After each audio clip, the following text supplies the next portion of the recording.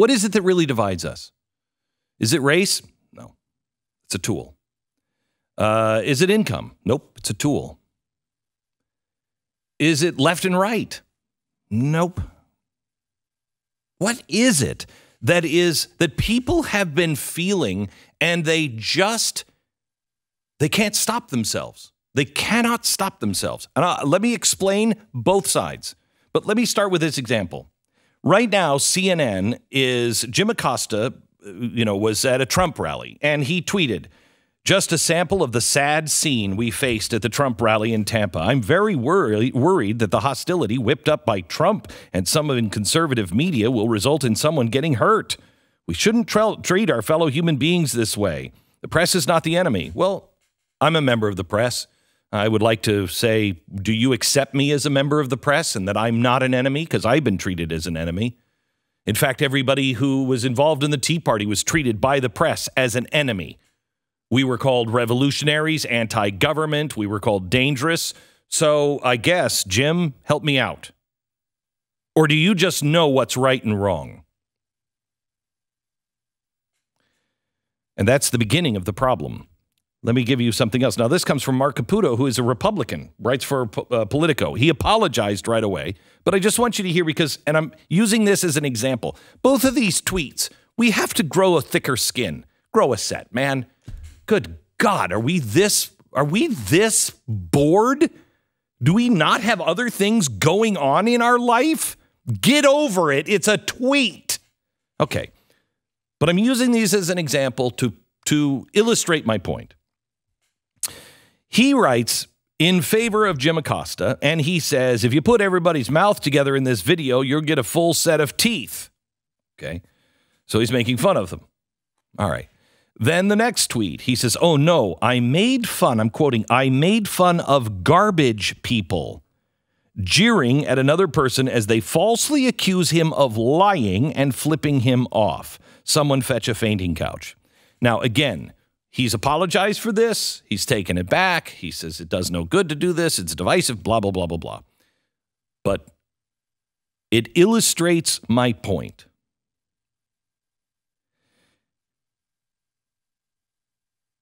What is the real divide? The real divide in America is simply this. There is a group of people who think that they are better than another group of people. They're smarter, they're more well-educated, they're more stable, they have all the answers, and they should be in charge, and everyone else is a moron.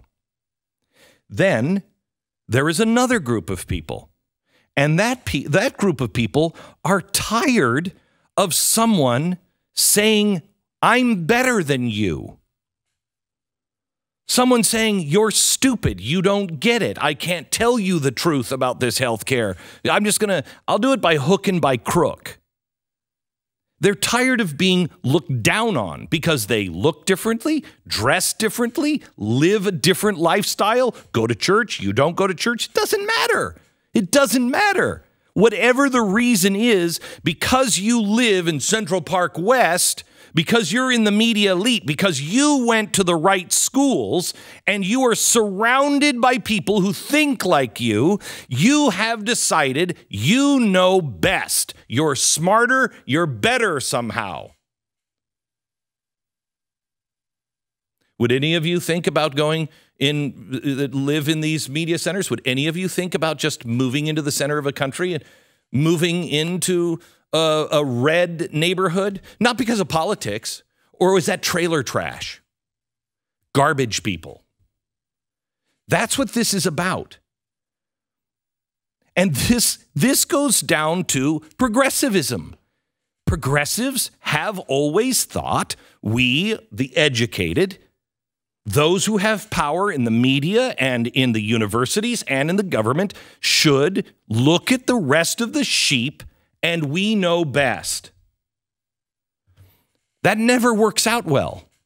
So this isn't really about the anger is only coming from the two Americas, and it has nothing to do with money. I'm out busting my ass, working at a 7-Eleven, trying to feed my family, and you somehow are better? You somehow or another know what will fix my life? You can judge me? It's because the elite have such a dismissive view of people who aren't like them that they aren't listening. They can't even begin to understand it, and they don't care. Those people are stupid. They're garbage people. I warn you, they're not garbage people, and you're not garbage people. We're all just people.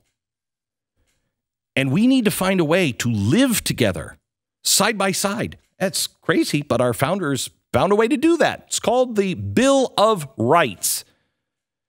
And if we would just come back together and respect one another's individual choices and individual life and celebrate that somebody else is different, perhaps we can avoid real trouble in the future.